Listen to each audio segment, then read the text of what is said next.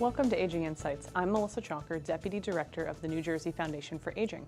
The Foundation's mission is to enable seniors to live with independence and dignity in their communities. Aging Insights is produced by the New Jersey Foundation for Aging to provide information and resources to boomers, seniors, and caregivers. Talking about our end-of-life wishes is not something most of us want to discuss. However, it is one of the most important conversations of your life, as our guest today will tell us. We are joined by Deborah Levine, Director of Community Health at New Jersey Healthcare Quality Institute, and Ted Taylor, Director of the Department of Pastoral Care and Training at Robert Wood Johnson University Hospital in Hamilton. They're here today to talk to us about some projects that help communities talk about wellness, including end-of-life planning, and why it's important to have that conversation and even to put your wishes in writing. Welcome to both of you. Thank you so much for taking the time to join me today. Deborah, I would like to start with you. If you could explain to everyone a little bit about your organization, because people might not know what the Healthcare Quality Institute is. So if you could just explain that briefly for us. Absolutely. Thank you for having us here today. The New Jersey Healthcare Quality Institute is a nonprofit, nonpartisan, multi-stakeholder advocate for healthcare quality in New Jersey. We run a variety of state-level health policy projects, but the project I run day-to-day is our grassroots community-level programming through a program called the Mayor's Wellness Campaign. Yeah, and that's one of the main things we want to talk to you about today because it relates to the topic that we're going to eventually get to. And so tell us a little bit more about the Mayor's Wellness Campaign and what it is and what else it might encompass. Sure, so the Mayor's Wellness Campaign, as I mentioned, is our grassroots community-level programming. Our office works with just about 400 mayors across the state, so about 70% of the mayors in the towns in New Jersey, to try to identify and meet their local health goals through no to low cost creative programming. As you can imagine, the health goals in North Jersey are very different from the health goals in South Jersey. Sure. So we really try to customize our approach by working with each individual mayor and his or her champions on the ground by providing them with tools and resources and technical assistance to meet their goals. Our office just launched a brand new tools and resources part of our website, which I'd encourage viewers to check out. There are about 30 evidence-based step-by-step program ideas. And so we're going to talk today about this conversation of your life and how that fits into the Mayor's Wellness Campaign. Could you give us some ideas of some of the other things some of the mayors have focused on? Sure. So there are a number of health and wellness priorities across New Jersey, again, depending on where the town is, socioeconomic status, geography, jobs available, et cetera. Some towns are focusing on combating rising obesity rates. Other towns are focusing on improving education around mental health and mental health first aid.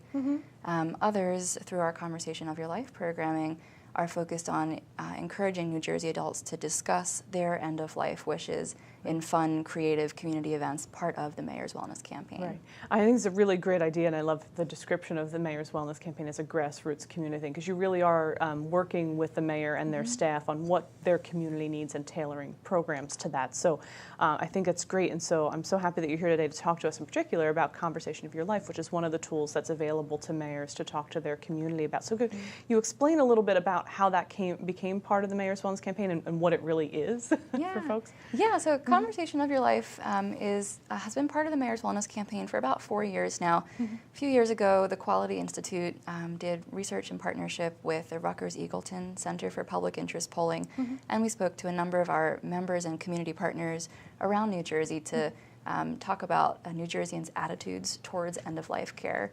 And what we found through an early poll with Rutgers was that about 60% of New Jersey adult respondents said they're comfortable talking about their end-of-life wishes. They'd be happy to do that, whether at a wellness visit or at the dinner table. But the same number had never done that before. Wow. So we saw a really important opening for programming and knew this had to happen at the grassroots level. And we wanted to work with mayors who we see as champions of change to really drive change at the ground level. Sure. So we started Conversation of Your Life in 3 pilot towns with the support of the mayors in those towns who had just recently lost loved ones and personally knew the importance of having these conversations. Yeah, and your research also, in addition to determining who was willing to talk and had they had the conversation, also found that people weren't utilizing the tools that are available for someone to put their end-of-life wishes into writing, right? Is that correct? Yeah, a higher number than we'd like. We're certainly not using a number of different advanced directive tools out there to document their wishes. And based on that, we knew it was important that before focusing on documenting your wishes, it was so important to discuss them. Yeah. Yeah. So I know we do want to talk a lot about how to discuss them and why it's important to discuss them, but I think we do need to, at least for the viewing audience, give them an idea of what tools are available. So could we kind of go through some of the terminology people might be hearing, like advance directive, which you just mentioned, healthcare proxy, a healthcare power of attorney, and a post form. I know you have a document on your website that's available for people to go and get a little bit more information about those, but could you give us a basic description of some of those tools that are available to people, and then we'll talk about why they should be using them? And this document that you're referencing, this is our consumer-facing conversation of your life trifold. It's available in English and Spanish on the Quality Institute's website. Perfect. And we bring to all of our community programs through Conversation of Your Life. And I think one of the most useful parts within this trifold is a tricky terms cheat sheet. A lot of people get tripped up on a number of different types of advance directives out there. So the term that I just used, advance directive, just briefly, is a legal document that lets you spell out your decisions for end-of-life care. And that can take a few different forms, including a living will, which is a legal document that spells out the medical treatments you'd like to keep you alive, or medical treatments you don't want.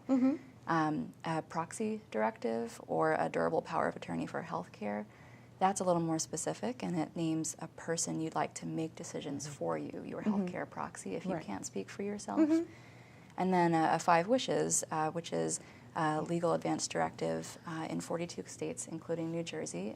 It's sort of my favorite because it's called a living will with a heart and soul. It's written in very plain language. Yeah, and I think in a little bit we'll get into a little bit more detail. I'd like to share with folks the 5 wishes because it is a really great tool. But I wanted people to have a basic understanding of what we're talking about when we say there are tools available for them to have this conversation. And in particular, 5 wishes is a really great way to open the door to not just sitting your family down and saying, when I'm ill, I don't want this or I do want that. And as you said, it gives a little bit more heart to it as well. So, based on the events that you've done around Conversation of Your Life, what have you really found as to why people don't want to have this conversation? Sure. So those events can take a few different forms. All around the state, with the support of dedicated volunteers, task force members, just like Ted, we're running programming through Conversation of Your Life in eight counties in New Jersey.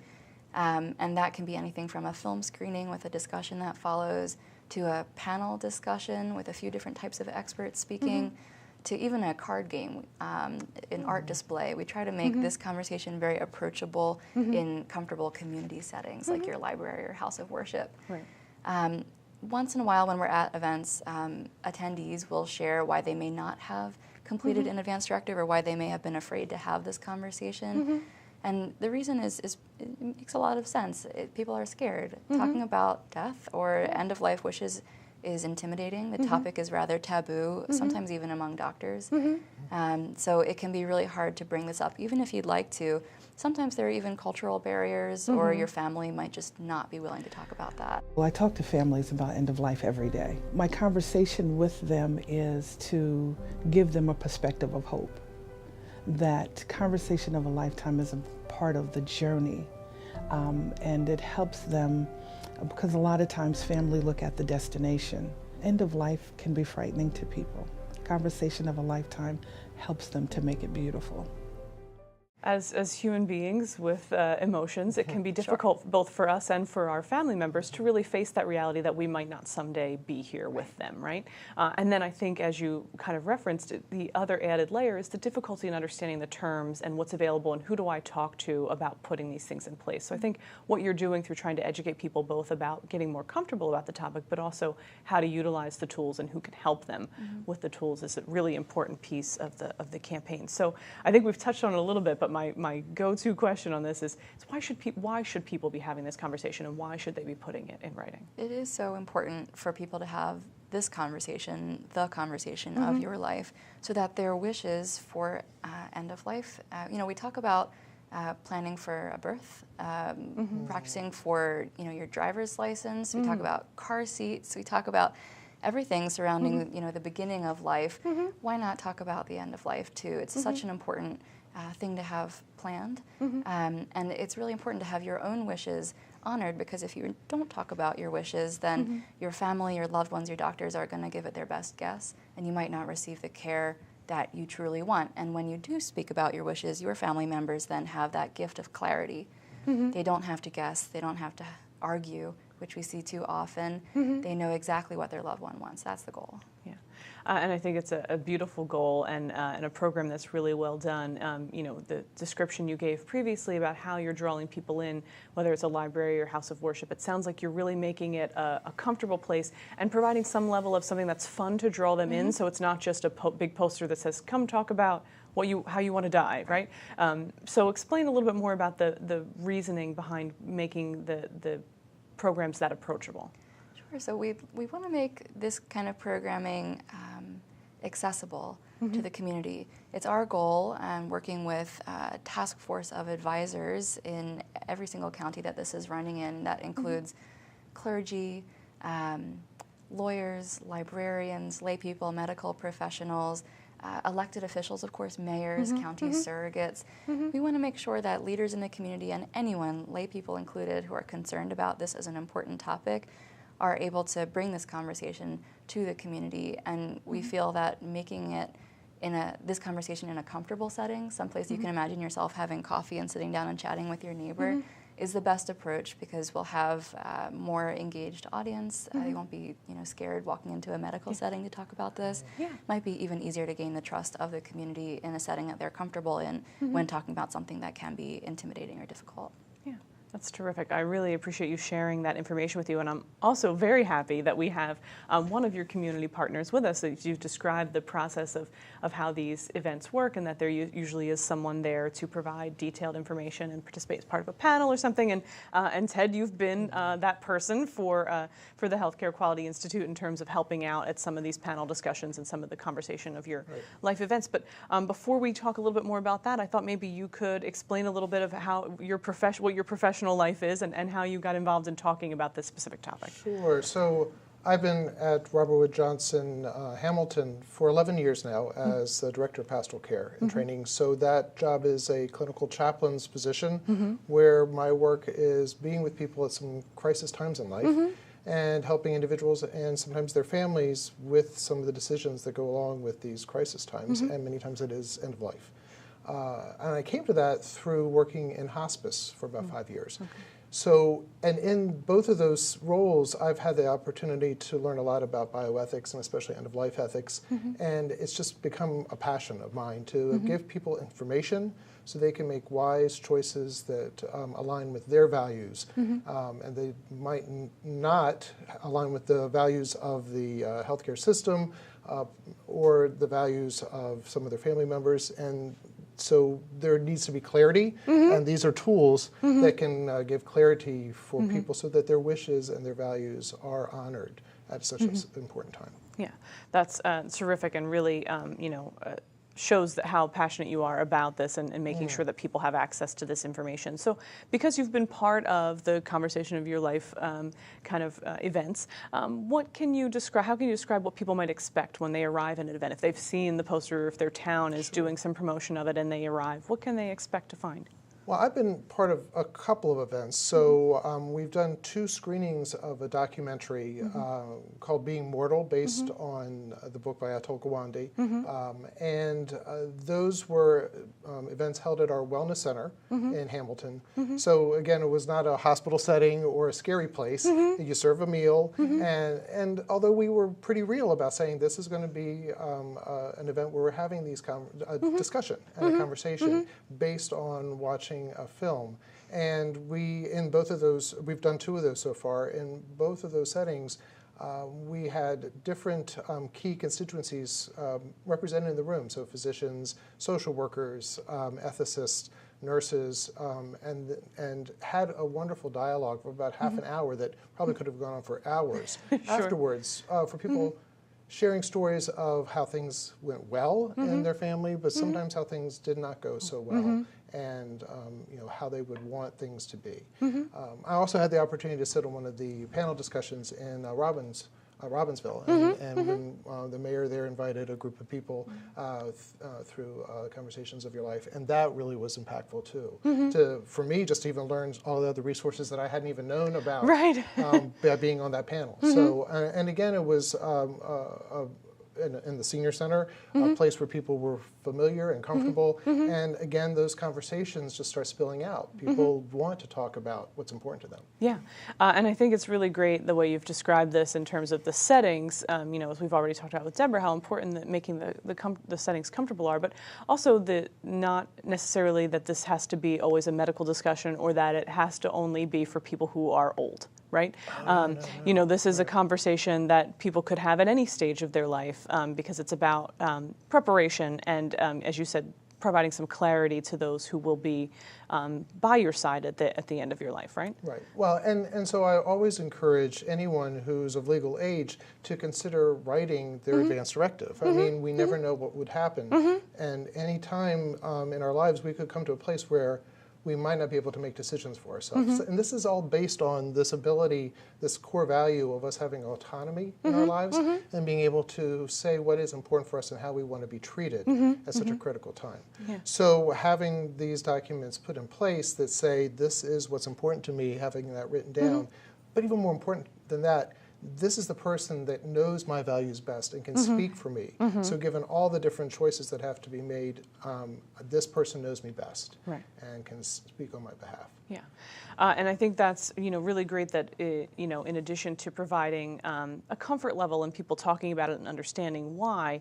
that the events also provides a level of education for people about the tools available. And we've given a broad overview with Deborah of those tools. But during the event, are there materials provided? Are people walking away with things that they can? So I usually provide folks with a packet of material that we've provided at the hospital. So people come down to my office and ask about filling this out sometimes before procedures. They're saying, oh, I should have filled this out. So I walk them through that and help them complete these documents. But at these events, a packet is provided that includes information about the living will piece. And usually we use the 5 wishes, which is a great document. Not only does it then provide people with that proxy, that person to name, and also explicitly writes out their wishes, but it gives a way to talk with that person that you've named, or people that you've named, in a way that's non-threatening, but really complete. So this is kind of the gold standard for me of having these conversations.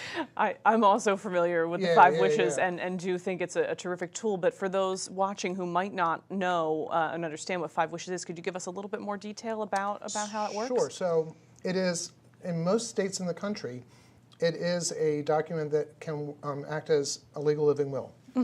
And so the first wish is, who do you want to be that person to name your values, to speak for you on your behalf when you can't speak for yourself. And so when we've talked with Deborah previously and we talked about an advance directive, that's kind of writing your wishes out. But when we're talking about assigning someone, that's what we refer to as a proxy. Proxy, I just want to make sure people are remembering what the terms are. There are several different terms that kind of say the same thing. So healthcare agent, proxy, all of these are basically the same idea of naming that person who knows you best, and given all of the range of options, would do the thing that you would want. And ideally that you've had this conversation with, so that when the time comes and you can't speak for yourself, they know what you said to them and what you put into writing. I remind people, don't surprise your proxy by naming them and then they get a call when the worst has happened and they haven't had that conversation with you. And that's why the rest of the document is so good, is that it talks through all of that, and you can have the conversations as it prompts you about what things are important for you, all the way from if I am so sick that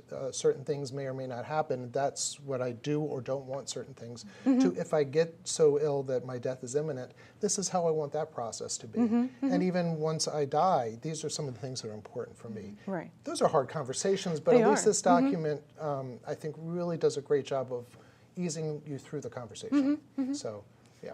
Yeah, and so people walk away from this event with that understanding of how to utilize some of these tools, and with some of them they can take with them and peruse and figure out which one fits best for them. And then is there follow-up or at least some level of information given to them about who to call if they have questions, or who to call if they want advice? Right, so I always give my contact information in here, and then there is also information on different websites, including Healthcare Quality Institute, so other places to get more information. And yeah, so it can be confusing. I mean, there's this document. You also mentioned the PULSE document that people sometimes get confused about as well. And I think even in a a brief event like one of these conversation events, you can't answer all the questions. So Right. having some resources behind it is always helpful. Yeah, to then be able to follow up and figure out in which way you'd like to have the conversation and what tool might fit best for you. We've mentioned a couple of them, and I know there are different legality things, and you mentioned this is legal here in New Jersey as well in several other states. But the post form is something, while other states do it, there is a specific New Jersey form Correct, as well, yeah. right? So- There was so, yeah. legislation that passed to recognize this as a form that can be used as well. Right, and I try to explain to people that as much as the living will, the 5 wishes, and advance directive becomes valid once you can't speak for yourself, it's a legal document that sets all of that out. The post is actually a physician's order or a medical order form, Right. so it's a little bit different in that it's immediately operational. So, and it's based on someone who might have a life-limiting disease or medical fragility, and they want to make sure that if things escalate, that their wishes are abided by, even in the emergency. So it's a form that helps an individual, perhaps their family member, and their physician or nurse practitioner walk through all of the options and then do what's right for them. So the conversation's had way ahead of time, Right. and if an emergency occurs, we do the right thing. Yeah, and I think that's a great distinction because we have thrown different terms around in different documents, and so it's a great distinction between advanced directives or the 5 wishes and writing a lot of that down to something that is a very medically based and physician ordered form that a doctor would need to sit with you and fill out and understand what your wishes are, in addition to being able to share that with your family. So I think this is really great to get the word out even more about having this conversation and the importance of it. So I did ask Deborah, but as our kind of wrap up, Ted, why is it important to you, do you think, that people have this conversation? Why do you think people should be talking about it with their family and loved ones? I was talking to Deborah earlier about this. So it's time and again, day by day, I and a lot of my colleagues in healthcare chaplaincy, as well as ethicists, have the experience of families coming to these crisis events with their loved ones at an end of life, usually in an ICU, without having thought through all of this. And the crisis becomes even more painful because there has not been any direction.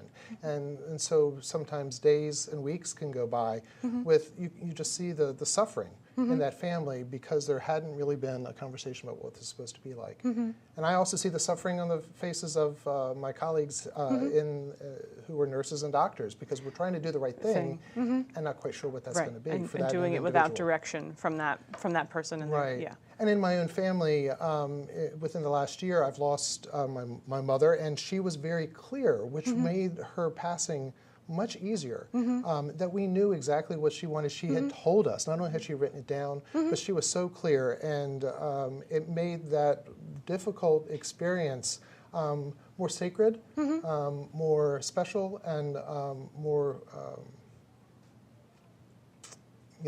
special for her in her last hours and last days. Absolutely. So, yeah. Well, I think that is a terrific spot to end our conversation on, and I just really appreciate both of you sharing this information because you're right, sometimes whether it's end of life or other things in that we have to deal with in our daily lives, we often wait till a crisis to find out information. So any way that we can continue to encourage people to have this conversation, I think is really important. And so I want to tell people that they can go to the Healthcare Quality Institute website and learn even more about this project, as well as watch a video that explains the project more and really talks about why this is important to have this conversation. So I'm glad that you came to share this information with our viewers today, and I really appreciate both of your time, taking time out of your schedule for that.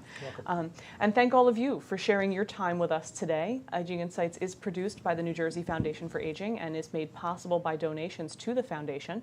To become a sponsor for Aging Insights programs, please go to our website at www.njfoundationforaging.org or call our office at 609-421-0206. Our previous episodes may be viewed on our website. We want to remind you to find out about senior services in your area. Please contact your county office on aging. Their numbers are also on our website, or you can call the state hotline at 1-877-222-3737. Thank you for watching this episode of Aging Insights, and remember, aging is everyone's business. Through Conversation of Your Life, we encourage you to take a look through these documents to decide what is right for you. Share your completed documents with loved ones and your healthcare provider.